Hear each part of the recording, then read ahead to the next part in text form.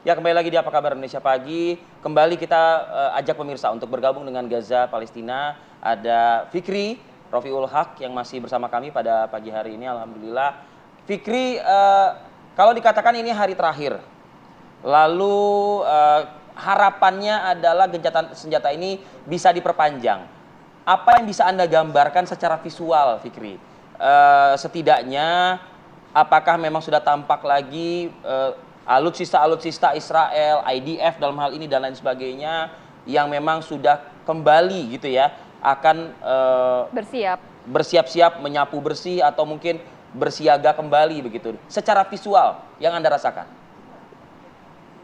Ya, memang kita di Jalur Gaza Utara ini sebenarnya para warga benar-benar sudah mayoritas sebagian besar sudah mengungsi ke Jalur Gaza bagian selatan, dan juga memang seperti yang kayak saya gambarkan pada waktu lalu juga memang ada 3 sekolahan memang berada dekat di sekitar Rumah Sakit Indonesia, dan itu adalah tempat mengungsi, dan hampir memang seluruh sekolahan juga yang menjadi tempat mengungsi warga juga sudah mengungsi ke Jalur Selatan. Begitu juga dengan Rumah Sakit Indonesia, para dokter dan para korban luka-luka serta para pengungsi juga sudah mengungsi memang ke Jalur Gaza bagian selatan. Namun dalam gencatan senjata ini saya memang tidak mendengar drone ataupun pesawat-pesawat yang biasanya berlalu lalang di langit Jalur Gaza selama 24 jam.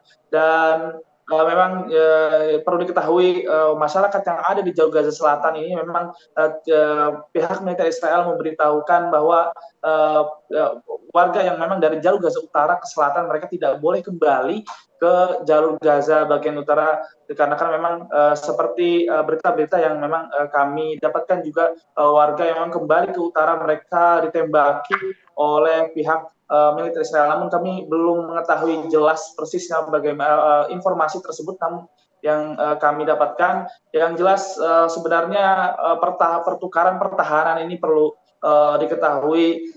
Sebenarnya saya kurang setuju. Kenapa? Karena saya pertama setuju karena memang pihak Palestina mereka dibebaskan sudah bertahun-tahun, memang mereka dipenjara oleh militer Israel. Namun yang saya lihat dan saya rasakan langsung dengan mata kepala saya sendiri ketika saya mengungsi dari Jalur Gaza Utara, dari Rumah Sakit Indonesia langsung yang ada di Jalur Gaza Utara ke Jalur Gaza Selatan, banyak sekali warga yang ditangkap.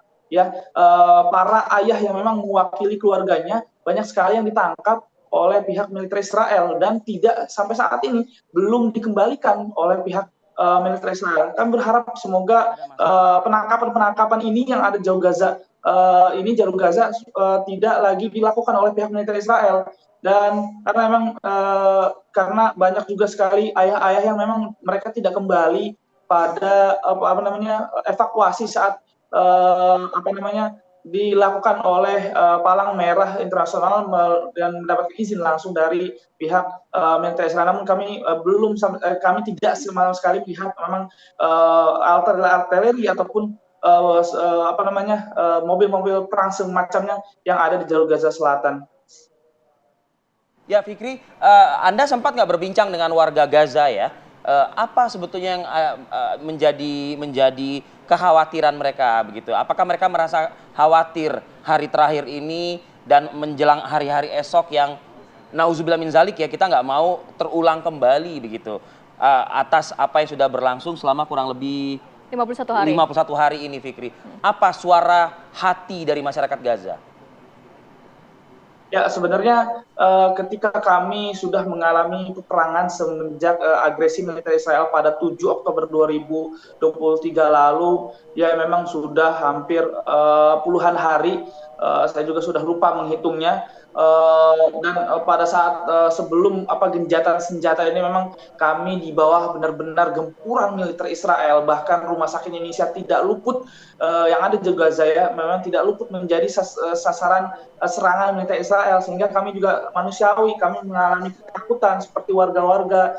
Namun kami harus tetap bertugas ya untuk tetap selalu meliput kondisi terkini dan juga selalu ikut berdokumentasi seperti wartawan lokal untuk menggambarkan bagaimana ruang mayat rumah sakit Indonesia yang memang tidak bisa menampung lagi korban jiwa, dan juga bagaimana rumah sakit Indonesia ini memang sudah tidak bisa lagi menampung korban luka-luka, karena kalau serangan terjadi pada saat itu ada di sekolahan yang namanya Fakhuro atau Fukhari, ya itu saat itu 180 korban meninggal. Padahal saat itu adalah sekolahan fasilitas umum yang memang menjadi tempat mengungsi bagi warga, dan pada saat itu benar-benar korban jiwa yang ditampung di rumah sakit Indonesia benar-benar sudah tidak bisa ditampung lagi, benar-benar sudah full stock. Namun pada gencatan senjata ini saya sendiri juga merasa kami tidak memikirkan perangan sebelumnya. Kami hanya memikirkan ini adalah seperti damai saja, tidak ada perangan, tidak ada suara drone, bahkan tidak ada suara-suara tembakan sama sekali, sehingga kami benar-benar tidak memikirkan apa yang akan terjadi nanti ketika setelah gencatan senjata, karena kami hanya berpikir bagaimana alhamdulillahnya gencatan senjata ini terjadi, sehingga kami hanya bisa menikmati 4 hari ini, dan juga begitu juga warga, mereka juga tidak bisa membicarakan apapun, mereka hanya ngobrol santai dan melakukan aktivitas bersama keluarganya. Namun pada hari terakhir memang kami juga saat ini mengkhawatirkan bagaimana nanti gencatan senjata berakhir maksud saya. Dan memang ada informasi-informasi bahwa gencatan senjata akan ditambah 4 hari, 6 hari, namun kami belum bisa mendapatkan kejelasan tersebut. Baik, terima kasih banyak Terima Mas kasih, Fikri. Fikri Sehat selalu. Rofiul Haq. Harapannya, doa kita bersama semoga gencatan senjata ini dapat bersifat permanen dan warga Gaza juga tidak lagi khawatir begitu ya bagaimana nasib mereka ke depannya. Mas Fikri, semoga sehat selalu, jaga keamanan di sana Mas. Assalamualaikum. Assalamualaikum, Mas Fikri. Baik, Mas Nur, kalau melihat ini sedikit nafas buat warga Gaza tadi. Kalau digambarkan mungkin mereka hanya bisa menikmati waktu-waktu yang tersisa yang tidak tahu pasti ke depannya akan seperti apa. Tapi sudahkah Israel di kondisi terdesak sehingga gencatan senjata yang mungkin bisa diperpanjang atau mungkin bisa bersifat permanen ini bisa segera terjadi begitu, Mas? Ya, tentu semua pihak mengharapkan agar perdamaian segera berlaku dan juga keganasan Israel bisa segera diakhiri, khususnya Amerika Serikat sebenarnya juga ikut dipusingkan oleh ulah Israel. Namun perlu diingat bahwa di pihak Israel sendiri memang ada kelompok garis keras seperti Netanyahu, kemudian Menteri Pertahanannya yang juga memang bagaimana agar perang di Gaza itu bisa terus berlanjut. Dan sebagai bukti bahwa bagaimana warga Israel juga terbelah adalah kantor Netanyahu dan juga rumahnya itu terus didemo oleh warga. Itu terus-menerus ya? Ya, terus-menerus didemo oleh warga Israel. Mereka menganggap bahwa Netanyahu ini adalah biang masalah. Namun yang saat ini... Apa saja mungkin yang mereka suarakan masa-masa yang anti dengan Netanyahu ini? Apakah juga secara ekonomi mereka juga berdampak juga, mengingat ya, tentu saja. cukup habis-habisan juga Netanyahu mengeluarkan sumber negara dia untuk melakukan invasi militer seperti itu. Ya, tentu saja seperti dilaporkan oleh Al Jazeera juga bahwa biaya perang per hari di jalur Gaza itu mencapai 200 juta US dollar atau 3,1 triliun dan ada sejauh 51 hari ini itu biayanya atau total kerugian itu mencapai 16 miliar dolar Amerika atau setara dengan sekitar 247 lebih dari 247 triliun lebih biaya perang selama 51 hari ini kurang lebih. Jadi memang tentu saja di sini ada industri militer yang diuntungkan. Namun memang saat ini yang sedang dipikirkan oleh Amerika Serikat sebenarnya mereka berupaya untuk atau semua pihak yang ada di Washington berpikir untuk menemukan formula yang tepat untuk bisa mengeluarkan Israel dari perang di jalur Gaza ini tanpa perlu tercoreng mukanya. Israel yang diketahui sebagai militer yang paling dikdaya di Timur Tengah, dia mempunyai nuklir, namun bisa dipermalukan begitu saja oleh kelompok milisi perlawanan. Tapi akankah Israel bisa mengikuti arahan dari Amerika Serikat sendiri? Seperti kita tahu saat gencatan senjata aja mereka tidak full begitu ya, dalam arti dikenal sebagai Empire of Lies begitu, ya, itu Mas. Pertanyaan menarik karena memang tidak mudah untuk menundukkan Israel. Ya, meskipun Amerika Serikat adalah induk semang daripada Israel, faktanya justru Israel yang mengatur Amerika Serikat.